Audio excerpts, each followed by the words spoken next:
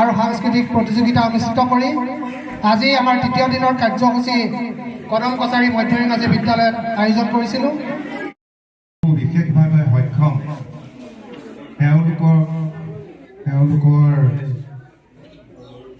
তেওঁলোকৰ যি এক্টিভিটি তেওঁলোকক আমি কেনেকৈ আগবঢ়াই নিব পাৰোঁ, তেওঁলোকক কেনেকৈ নিদৰ্শন দিব পাৰোঁ, আমাৰ জেনেৰেল ছাত্ৰ ছাত্ৰীৰ দৰে তেওঁলোকক আমি কেনেকৈ আগুৱাই নিব সেই শিশুসকলক, সেই উদ্দেশ্য আগত ৰাখি বিভিন্ন খেল প্ৰতিযোগিতা অন্যান্য বিভিন্ন প্ৰতিযোগিতাসমূহ পালন কৰা হয় কাৰণেও আমি চেষ্টা কৰা হয়। আজি এই সভাত মই আমাৰ শিক্ষকসকলক সকলোকে ধন্যবাদ জনাইছোঁ আৰু ইয়াতে আমি আমাৰ জিলাৰ তৰফৰ পৰা সমগ্ৰ শিক্ষা তৰফৰ পৰা বহুতখিনি বস্তু দিয়ে তাত। আৰু আমাৰ লখিমপুৰ শিক্ষা খণ্ডৰ অধীনত ইনক্লুচিভ এডুকেশ্যন এইখিনি যিখিনি কৰি আছে, আপোনালোকে আহক, টাউন MP স্কুললৈ আহি অনুষ্ঠানটো দেখিলে গম পাব যে তেওঁলোকৰ তাৰ কাৰণে কিমান সুবিধা চৰকাৰে কৰি দিছে। 3 ডিচেম্বৰ আন্তৰ্জাতিক দিব্যাংগ দিৱস লখিমপুৰ জিলাৰ লখিমপুৰ শিক্ষা খণ্ডৰ ইনক্লুচিভ এডুকেশ্যনৰ অৰ্থাৎ সৰ্বাত্মক শিক্ষাৰ উদ্যোগত খণ্ড পৰ্যায়ত আজি কদম কছাৰী মধ্য ইংৰাজী বিদ্যালয়ত আমি উদযাপন কৰিছোঁ। যোৱা 2টা দিনতো আমি বিভিন্ন স্থানত লখিমপুৰ শিক্ষা খণ্ডটোৰ দিব্যাংগ শিশুসকলক লৈ বিভিন্ন অনুষ্ঠান সম্পাদন কৰাৰ শেষত আজি দিনজোৰা কাৰ্যসূচীৰে এই দিৱসটি ইয়াত পালন কৰা হয়।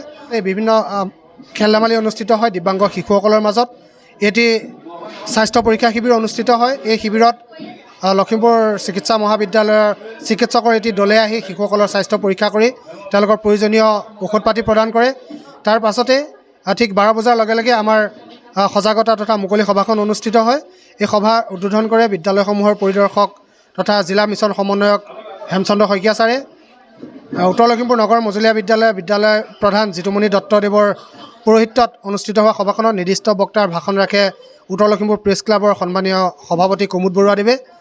আমন্ত্ৰিত অতিথি হিচাপে ব্লক ইনচাৰ্জ মণ্টু বুঢ়াগোহাঁই, নিভা ৰাণী শইকীয়া, বৰ্ণালী চিন্তে বাইদেউ প্ৰমুখ্যে, ডায়েট আজাদৰ প্ৰবক্তা নীলম দোলা কাষৰীয়া বাইদেউ, উত্তৰ লখিমপুৰ মহকুমা প্ৰাথমিক শিক্ষক সন্মিলনীৰ ৰাজ্যিক সদস্যা ৰাণী বৰুৱা, মধ্য ইংৰাজী শিক্ষক সন্থাৰ সম্পাদক বিপুল বৰুৱাদেৱৰ লগতে ভালেকেইজন গণ্যমান্য ব্যক্তি অনুষ্ঠিত থাকে। এই অনুষ্ঠানতে লখিমপুৰ জিলাখনৰ 2জনকৈ দিব্যাংগ শিশুক আৰু 2জনকৈ শিক্ষাগুৰুক অসম চৰকাৰৰ দ্বাৰা প্ৰেৰণা এৱাৰ্ড প্ৰদান কৰা হয়। ইয়াৰ উপৰিও লখিমপুৰ শিক্ষাখণ্ডক বিশেষভাৱে এই বিভাগটোক সহযোগিতা আগবঢ়োৱা 9জন বিভিন্ন পৰ্যায়ৰ শিক্ষাগুৰুক আজি বিশেষভাৱে সম্বৰ্ধনা জনোৱা হয়। এই অনুষ্ঠানত অংশগ্ৰহণ কৰা আৰু প্ৰতিযোগিতাত অংশগ্ৰহণ কৰা স্থান লাভ কৰা প্ৰত্যেকজন দিব্যাংগ শিশুকে এটি মেডেল, স্মাৰক, চাৰ্টিফিকেট আৰু লগতে একোখনকৈ ব্লেংকেটৰ উপহাৰ হিচাপে তেওঁলোকক সকলোকে প্ৰদান কৰা হয় আৰু 3 বজাত এই অনুষ্ঠান সাফল্যমণ্ডিতভাৱে সমাপ্তি ঘটে।